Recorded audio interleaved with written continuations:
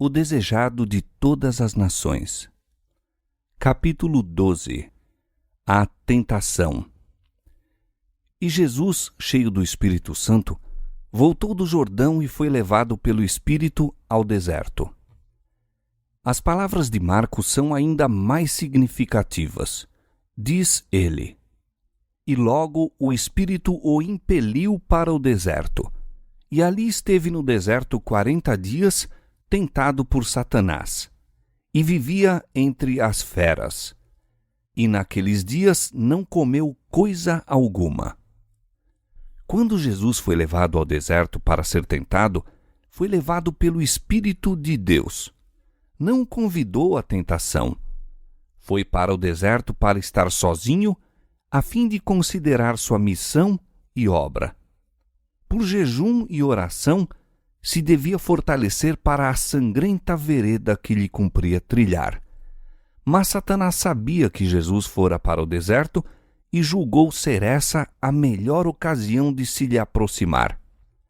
Momentosos eram para o mundo os resultados em jogo no conflito entre o príncipe da luz e o líder do reino das trevas. Depois de tentar o homem e pecar, Satanás reclamou a terra como sua e intitulou-se príncipe deste mundo. Havendo levado os pais de nossa raça à semelhança com sua própria natureza, julgou estabelecer aqui seu império. Declarou que os homens o haviam escolhido como seu soberano. Através de seu domínio sobre os homens, adquiriu o império sobre o mundo. Cristo viera para desmentir a pretensão de Satanás. Como filho do homem, o Salvador permaneceu leal a Deus. Assim se provaria que Satanás não havia adquirido inteiro domínio sobre a raça humana e que sua pretensão ao mundo era falsa. Todos quantos desejassem libertação de seu poder seriam postos em liberdade. O domínio perdido por Adão em consequência do pecado seria restaurado. Desde a declaração feita à serpente no Éden: porei inimizade entre ti e a mulher, e entre a sua semente e a tua semente, Gênesis 3,15. Satanás ficara sabendo que não manteria absoluto controle do mundo. Manifestava-se nos homens a operação de um poder que contrabalançaria seu domínio. Profundamente interessado, discernia nessas cerimônias um símbolo de comunhão entre a terra e o céu. Aplicou-se a interceptar essa comunhão. Desfigurou a Deus e deu falsa interpretação aos ritos que apontavam ao Salvador. Os homens foram levados a temer a Deus como um ser que se deleitasse na destruição deles. Os sacrifícios que deveriam haver revelado seu amor eram oferecidos apenas para lhe apaziguar a ira. Satanás excitava as más paixões dos homens a fim de firmar sobre eles o poder. Quando foi dada a palavra escrita de Deus, Satanás estudou as profecias concernentes ao advento do Salvador. De geração a geração, operou no intuito de cegar o povo para essas profecias, de modo a rejeitarem a Cristo em sua vinda. Por ocasião do nascimento de Jesus, Satanás compreendeu que viera alguém divinamente comissionado para lhe disputar o domínio.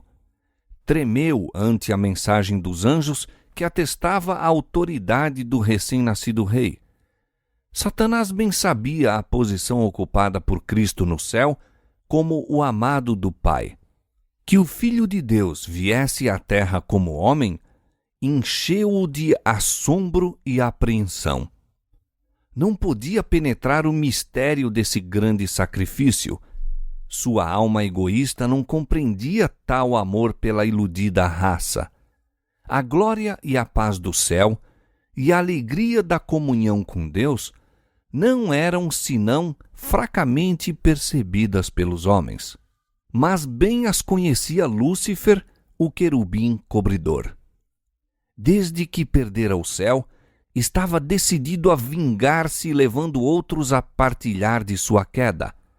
Isso faria ele, induzindo-os a desvalorizar as coisas celestiais e a pôr o coração nas terrestres.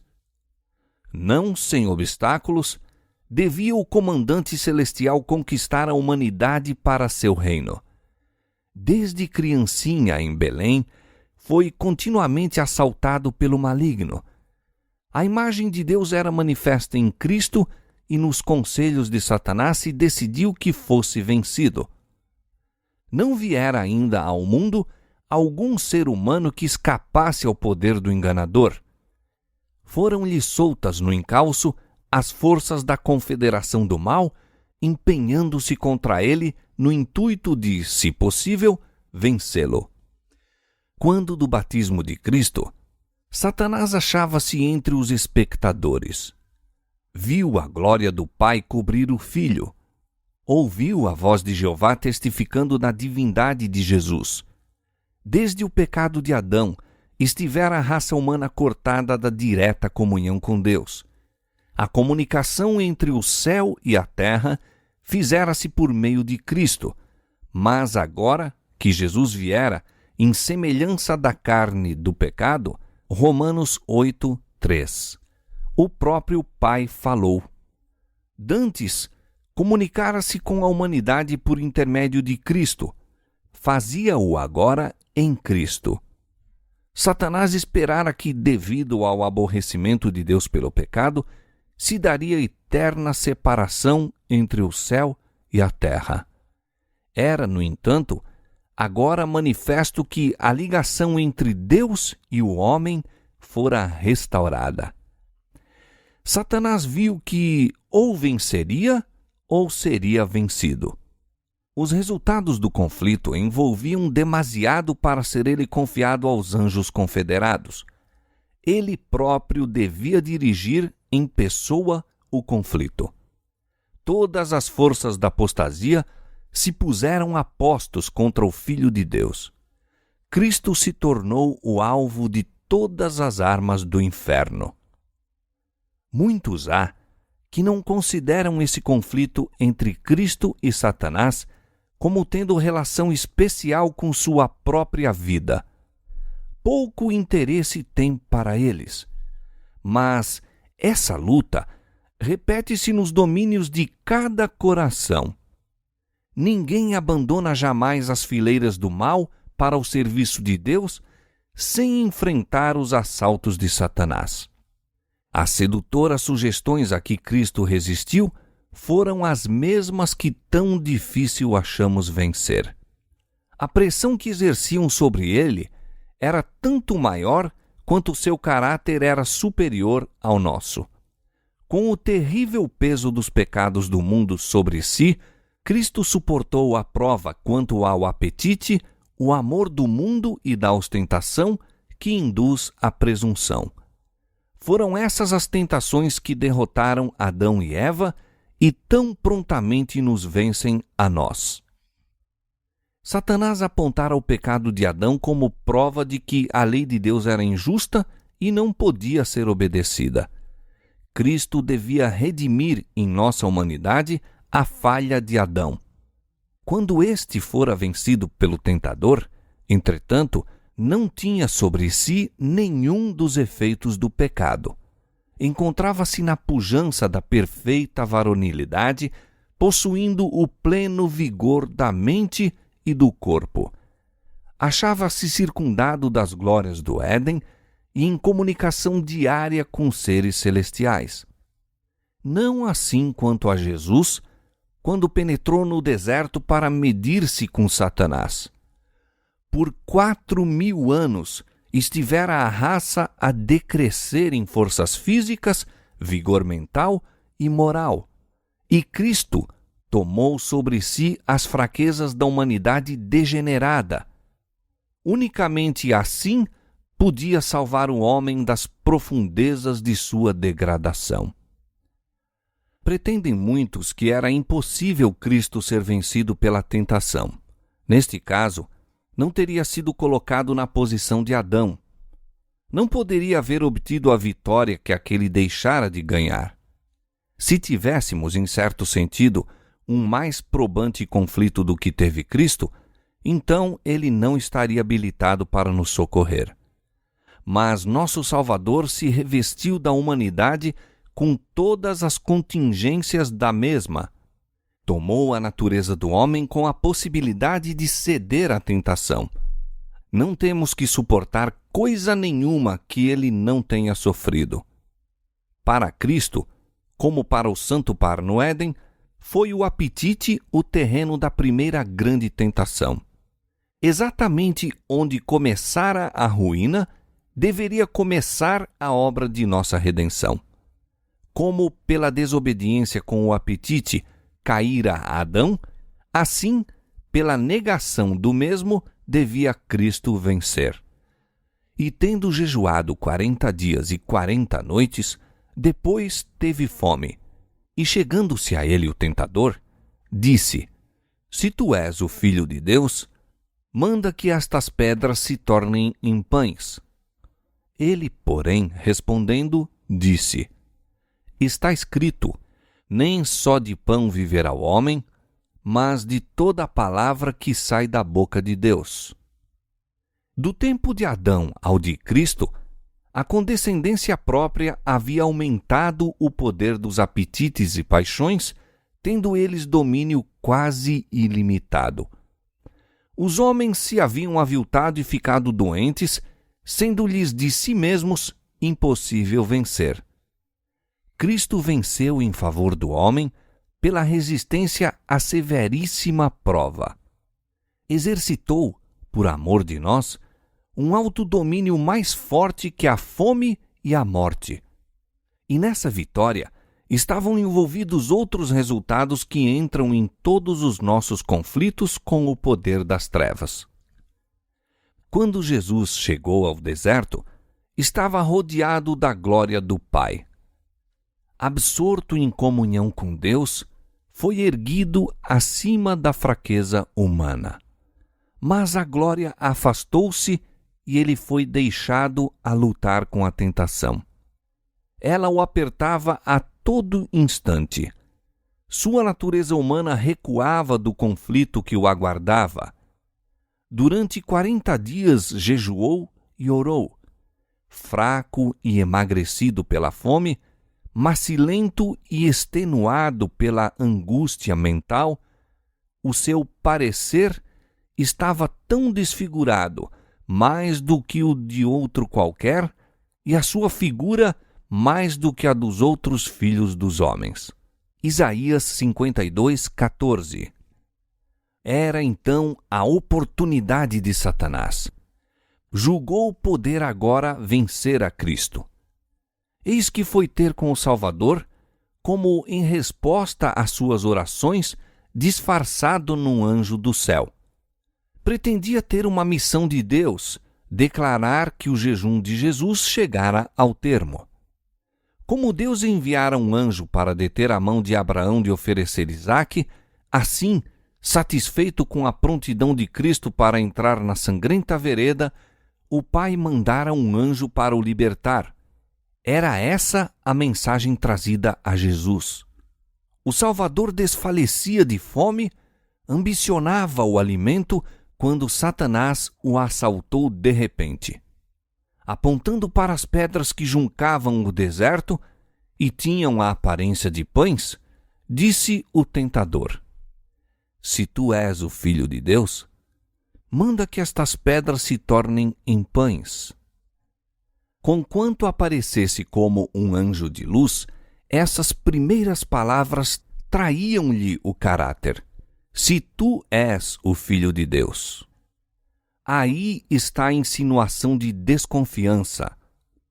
Desse Jesus ouvidos à sugestão de Satanás, e seria isso uma aceitação da dúvida. O tentador planeja vencer a Cristo pelo mesmo processo tão bem sucedido quanto a raça humana ao princípio. Com que astúcia se aproximara Satanás de Eva no Éden. É assim que Deus disse: Não comereis de toda árvore do jardim? Gênesis 3:1. Até aí eram verdadeiras as palavras do tentador. Na maneira de as proferir, porém, havia disfarçado desprezo pelas palavras de Deus. Havia encoberta negação, uma dúvida da veracidade divina. Satanás procurara infundir no espírito de Eva a ideia de que Deus não faria aquilo que dissera, que a retenção de tão belo fruto era uma contradição de seu amor e compaixão para com o homem. Da mesma maneira, procura agora o tentador inspirar a Cristo seus próprios sentimentos. Se tu és o Filho de Deus. As palavras traduzem a mordacidade de seu espírito. Há no tom de sua voz uma expressão de completa incredulidade. Trataria Deus assim a seu filho? Deixá-lo-ia no deserto com as feras, sem alimento, sem companheiros, sem conforto?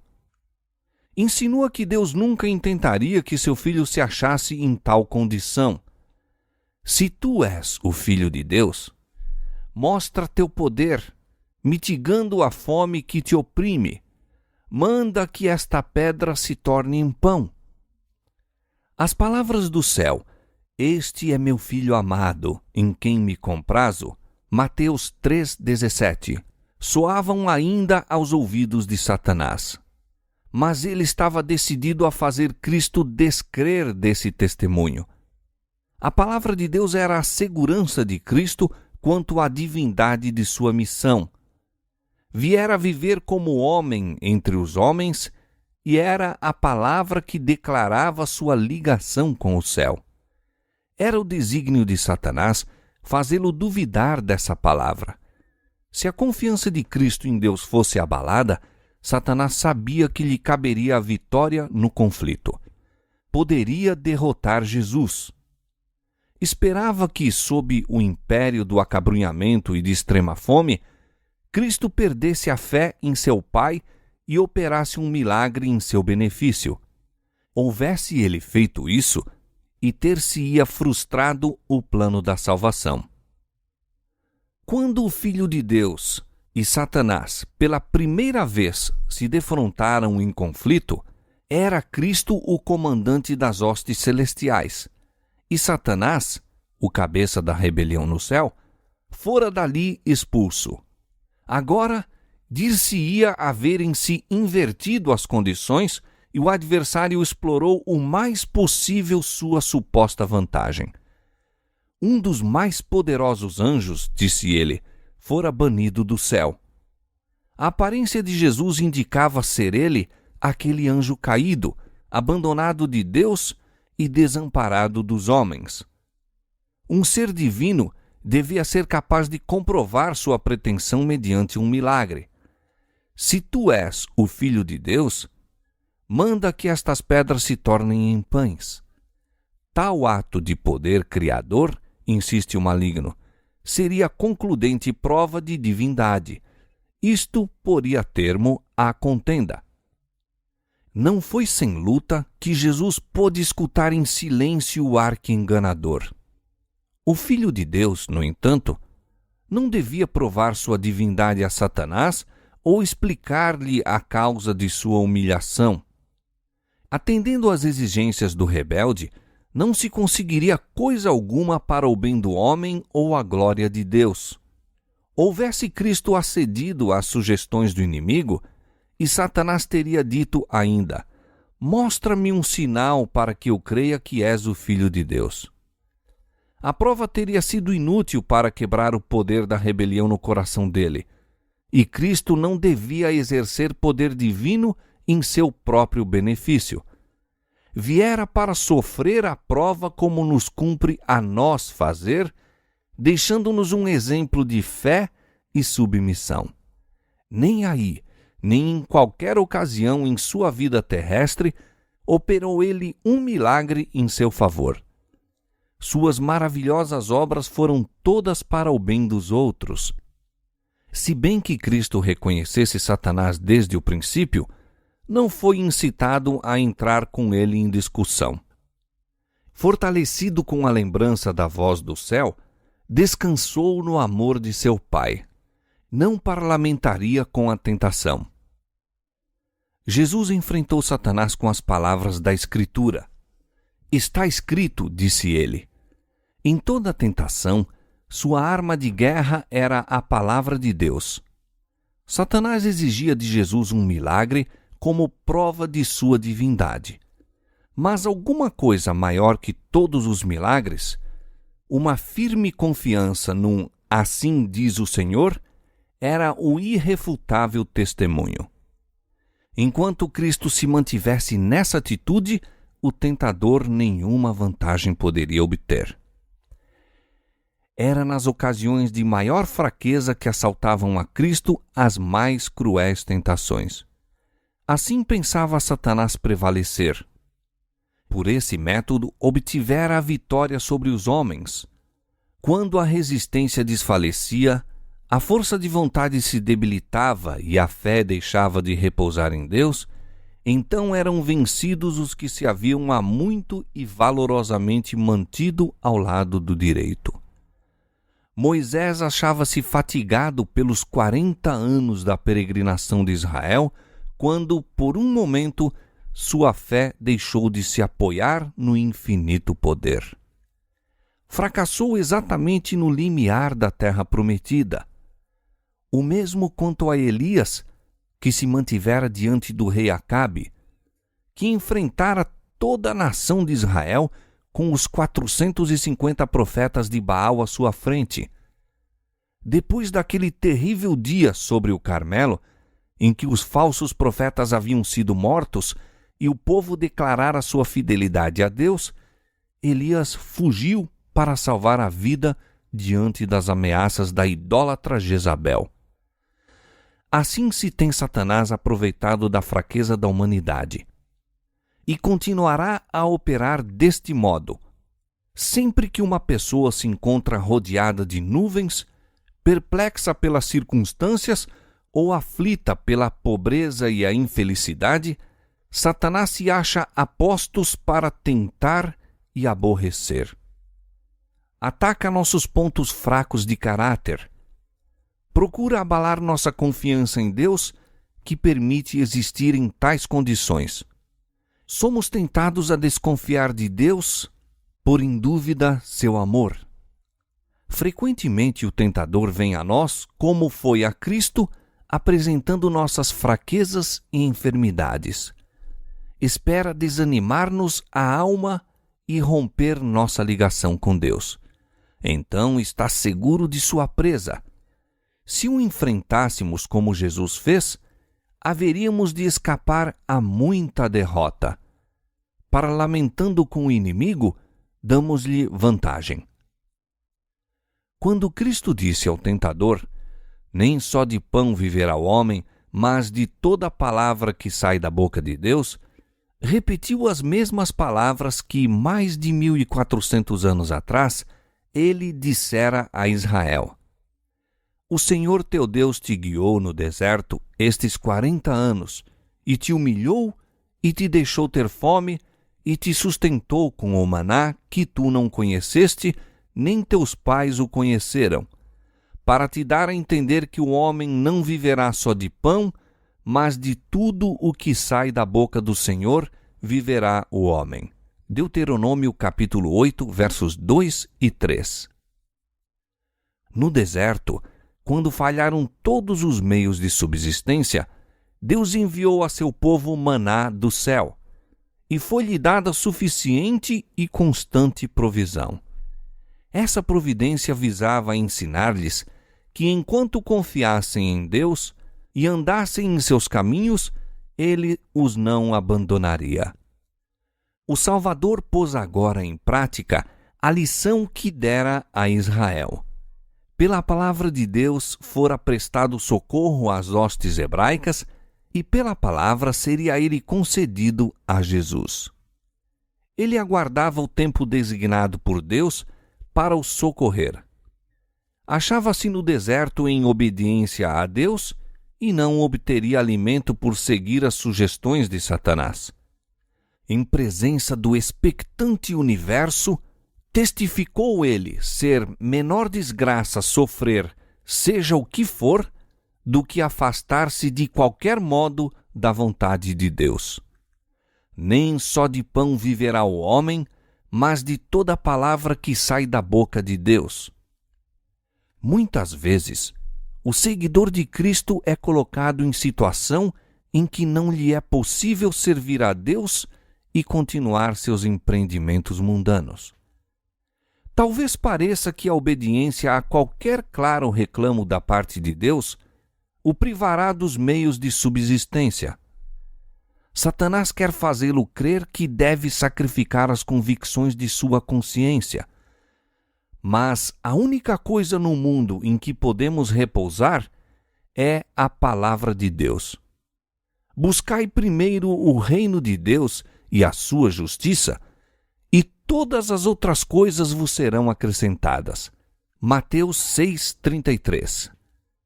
Mesmo nesta vida, não nos é proveitoso apartar-nos da vontade de nosso Pai no céu. Quando aprendemos o poder de sua palavra, não seguiremos as sugestões de Satanás para obter alimento ou salvar a vida. Nossa única preocupação será: qual é o mandamento de Deus? Qual sua promessa? Sabendo disso, obedeceremos ao primeiro e confiaremos na segunda. Na última grande batalha do conflito com Satanás, os que são leais a Deus hão de ser privados de todo o apoio terreno. Por se recusarem a violar-lhe a lei em obediência a poderes terrestres, ser-lhes-á proibido comprar ou vender. Será afinal decretada a morte deles. Ver Apocalipse capítulo 13, verso 11 a 17. Ao obediente, porém, é dada a promessa: este habitará nas alturas. As fortalezas das rochas serão o seu alto refúgio, o seu pão lhe será dado, as suas águas são certas. Isaías capítulo 33, verso 16. Por essa promessa viverão os filhos de Deus. Quando a terra estiver assolada pela fome, serão alimentados. Não serão envergonhados nos dias maus, e nos dias de fome se fartarão. Salmo 37, 19. Daquele tempo de angústia, prediz o profeta Abacuque, e suas palavras exprimem a fé da igreja. Portanto, ainda que a figueira não floresça, nem haja fruto na vide, o produto da oliveira minta e os campos não produzam mantimento, as ovelhas da malhada sejam arrebatadas e nos currais não haja vacas, todavia eu me alegrarei no Senhor, exaltarei no Deus da minha salvação. Abacuque capítulo 3, versos 17 e 18. De todas as lições a serem aprendidas da primeira grande tentação de nosso Senhor, nenhuma é mais importante do que a que diz respeito ao controle dos apetites e paixões. Em todos os séculos, as tentações mais atraentes à natureza física têm sido mais bem-sucedidas em corromper e degradar a humanidade. Satanás opera por meio da intemperança para destruir as faculdades mentais e morais concedidas por Deus ao homem como inapreciável dom. Assim se torna impossível ao homem apreciar as coisas de valor eterno. Através de condescendências sensuais, busca ele apagar na alma todo traço de semelhança com Deus. As irrefreadas satisfações da inclinação natural e a consequência enfermidade e degradação que existiam ao tempo do primeiro advento de Cristo dominarão de novo com intensidade agravada antes de sua segunda vinda. Cristo declara que as condições do mundo serão como nos dias anteriores ao dilúvio e como em Sodoma e Gomorra. Todas as imaginações dos pensamentos do coração serão más continuamente. Vivemos mesmo ao limiar daquele terrível tempo E a nós convém a lição do jejum do Salvador. Unicamente pela inexprimível angústia suportada por Cristo, podemos avaliar o mal da irrefreada satisfação própria. Seu exemplo nos declara que nossa única esperança de vida eterna é manter os apetites e paixões sob sujeição à vontade de Deus. Em nossa própria força, é-nos impossível escapar aos clamores de nossa natureza caída. Satanás trar-nos-á tentações por este lado. Cristo sabia que o inimigo viria a toda a criatura humana para se aproveitar da fraqueza hereditária e, por suas falsas insinuações, enredar todos cuja confiança não se firma em Deus. E, passando pelo terreno que devemos atravessar, nosso Senhor nos preparou o caminho para a vitória. Não é de sua vontade que fiquemos desvantajosamente colocados no conflito com Satanás. Não quer que fiquemos intimidados nem desfalecidos pelos assaltos da serpente. Tende bom ânimo, diz ele, eu venci o mundo. João 16:33. O que está lutando contra o poder do apetite, olhe ao Salvador no deserto da tentação. Veja-o em sua angústia na cruz, ao exclamar, tenho sede. Ele resistiu a tudo quanto nos é possível suportar. Sua vitória é nossa.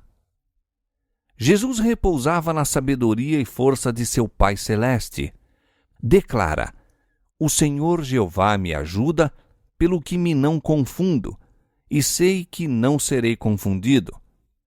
Eis que o Senhor Jeová me ajuda.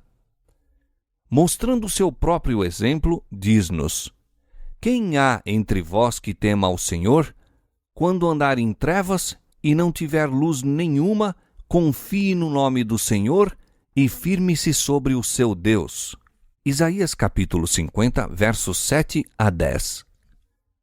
Vem o príncipe do mundo, disse Jesus. Ele nada tem em mim. João 14:30.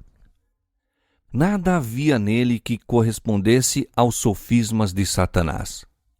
Ele não consentia com o pecado, nem por um pensamento cedia à tentação. O mesmo se pode dar conosco. A humanidade de Cristo estava unida à divindade, estava habilitado para o conflito mediante a presença interior do Espírito Santo. E veio para nos tornar participantes da natureza divina. Enquanto a ele estivermos ligados pela fé, o pecado não mais terá domínio sobre nós. Deus nos toma a mão da fé e a leva a apoderar-se firmemente da divindade de Cristo, a fim de atingirmos a perfeição de caráter. E a maneira por que isso se realiza, Cristo nos-la mostrou. Por que meio venceu no conflito contra Satanás? Pela palavra de Deus. Unicamente pela palavra pôde resistir à tentação. Está escrito, dizia, e são-nos dadas grandíssimas e preciosas promessas para que por ela fiqueis participantes da natureza divina, havendo escapado da corrupção que pela concupiscência há no mundo. 2 Pedro 1:4. Toda a promessa da palavra de Deus nos pertence. De tudo que sai da boca de Deus, havemos de viver. Quando assaltados pela tentação, não olheis as circunstâncias ou a fraqueza do próprio eu, mas ao poder da palavra. Pertence-vos toda a sua força. Escondi a palavra no meu coração, diz o salmista, para eu não pecar contra ti. Pela palavra dos teus lábios me guardei das veredas do destruidor. Salmo 119, versos 11 e Salmo 17, verso 4.